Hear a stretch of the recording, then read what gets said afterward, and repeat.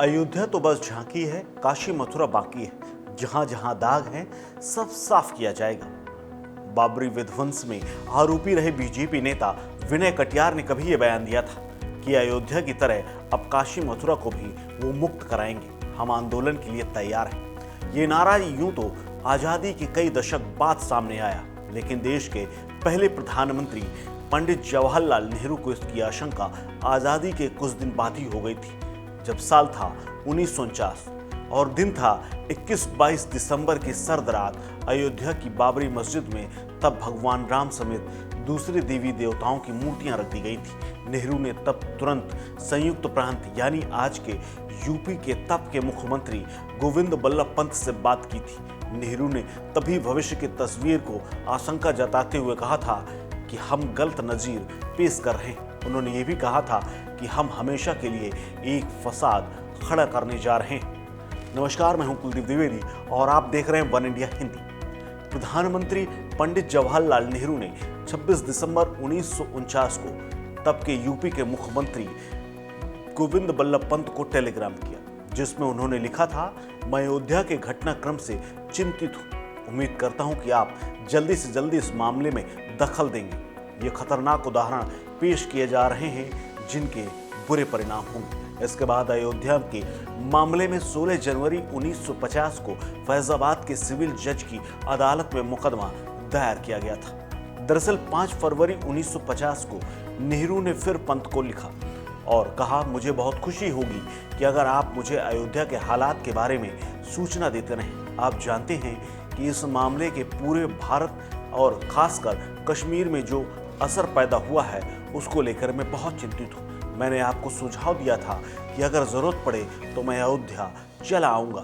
पंत ने 9 फरवरी 1950 को उस पत्र का जवाब दिया और लिखा, अयोध्या के हालात में कोई उल्लेखनीय बदलाव नहीं है। मुसलमान इस मामले को अयोध्या से बाहर ट्रांसफर कराने के लिए हाई कोर्ट जाना चाहते हैं। दरअसल सब कुछ हुआ यूं कि बाबरी मस्जिद में मूर्तियां रखे जाने के समय 1930 बैच के आईसीएस रहे, यानी तब के आईएस, जिनको बाद में आईएस किया गया, तब उन्हें आईसीएस कहा जाता था। वो थे के नायर। के नायर फैजाबाद के जिला मजिस्ट्रेट हुआ करते थे, यानी अब की अगर संदर्भ में समझा जाए तो जिला अधिकारी या डीएम। तत्कालीन चीफ सेक्रेटरी और इंस्पेक्टर जनरल ऑफ पुलिस ने मस्जिद से मूर्तियां हटाने का आदेश दिया, लेकिन नायर ने इसे मानने से साफ इनकार कर दिया।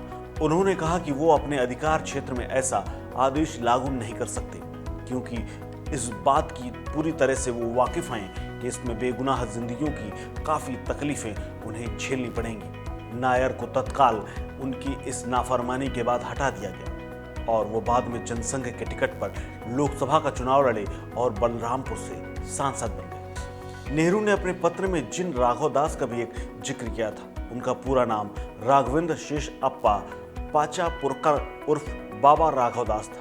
उन्होंने 1920 में भारतीय राष्ट्रीय कांग्रेस ज्वाइन की थी और 1946 में यूपी विधानसभा के लिए चुने गए थे। इस पत्र में नेहरू ने जैसा लिखा था कि प्रदेश सरकार के दावे किए थे पर काम नहीं किया। जैसा प्रदेश सरकार ने दावा किया वो काम नहीं कर पाए। इससे जाहिर है कि इस मामले में वो कितने अकेले पड़ गए थे। उनके लिए अपने लोग उनकी बात सुनने को तैयार नहीं थे। उसके बाद ठीक वही नतीजे अयोध्या के मामले को लेकर सामने आते रहे जिनकी वो चेतावनी दे रहे थे। 17 अप्रैल 1950 को पंडित नेहरू ने फिर गोविंद बल्लभ पंत को पत्र लिखा और कहा, मैं लंबे समय से महसूस कर रहा हूं कि सांप्रदायिकता के लिहाज से प्रदेश का माहौल बुरी तरह बिगड़ता जा रहा है, बल्कि पूरे यूपी में एक अजनबी जमीन होती जा रही है। यूपी कांग्रेस कमेटी, जिसके साथ मैं 35 साल से जुड़ा हुआ हूं, वहां भी अब काम करना मुश्किल हो रहा है, जिसे देखकर मैं आश्चर्य में पड़ जाता हूं। इसकी आवाज़ उस कांग्रेस की आवाज़ नहीं है जिसे मैं जानता हूं। पुरुषोत्तम दास टंडन, जिनसे मुझे दिली मोहब्बत है और जिनका मैं सम्मान करता हूं, वो लगातार भाषण दे रहे हैं। वो भाषण मुझे कांग्रेस के बुनियादी उसूलों के खिलाफ नजर आ रहे हैं। विशंभर दयाल त्रिपाठी जैसे दूसरे कांग्रेस मेंबर भी इसी तरह के आपत्तिजनक भाषण दे रहे हैं, जैसे हिंदू महासभा के लोग देते हैं। दरअसल इन मूर्तियों के रखे जाने के बाद कांग्रेस के भीतर भी तमाम नेता अलग विचारधारा में चले गए थे। वो लगातार इसी भावना के साथ काम कर रहे थे और भड़काउट अगर कहा जाए तो भाषण दे रहे थे। लेकिन उनके विपरीत नेहरू उस विचारधारा से इत्तेफाक नहीं रख रहे थे। नेहरू आगे एक पत्र में लिखते हैं कि मैं लंबे समय से यूपी नहीं आया हूँ। इसकी एक वजह तो यह है कि मेरे पास वक्त की कमी है, लेकिन असली वजह यह है कि मुझे वहाँ आने में हिचक होने लगी है। मैं अपने पुराने सहयोगियों का विवाद में उनके साथ पड़ना नहीं चाहता हूँ। मैं देखता हूँ कि जो लोग कभी कांग्रेस के स्तंभ हुआ करते थे,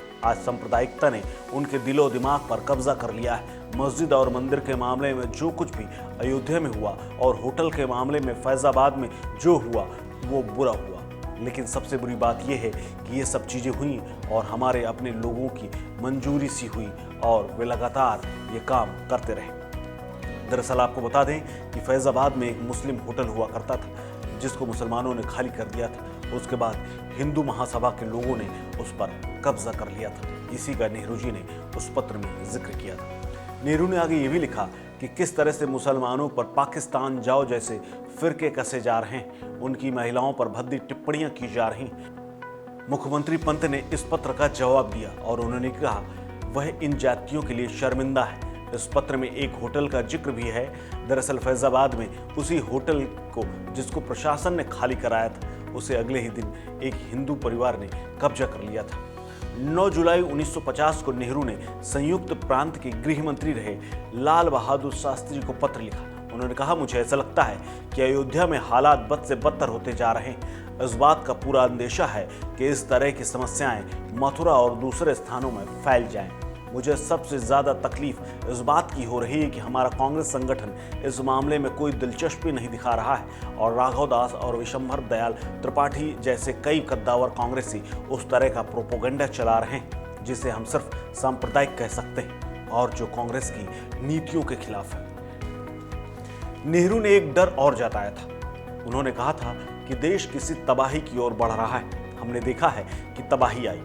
पहले मंदिर में मूर्तियां रख दी गई, उसके बाद ढांचा गिरा दिया गया और वहां अब मंदिर बनाने की अनुमति दे दी गई और मस्जिद गिराने के मुकदमे में अदालत से सभी आरोपियों को बरी कर दिया गया। मथुरा के बारे में चर्चा हो रही है जिसकी आशंका पंडित नेहरू ने 70 साल पहले जता दी थी और वो आशंका अब धीरे धीरे तमाम ज्ञानवापी समेत जो कृष्ण जन्मभूमि है वहाँ के जो विवाद शुरू हुए हैं उसके बाद ये माना जा रहा है कि जिसकी आशंका नेहरू ने 70 साल पहले बताई थी, दिखाई थी, अवगत कराया था, वो अब धीरे धीरे सच साबित हो रही है। इस खबर में फिलहाल इतना ही। अपडेट्स के लिए बने रहिए वन इंडिया हिंदी के साथ। नमस्कार।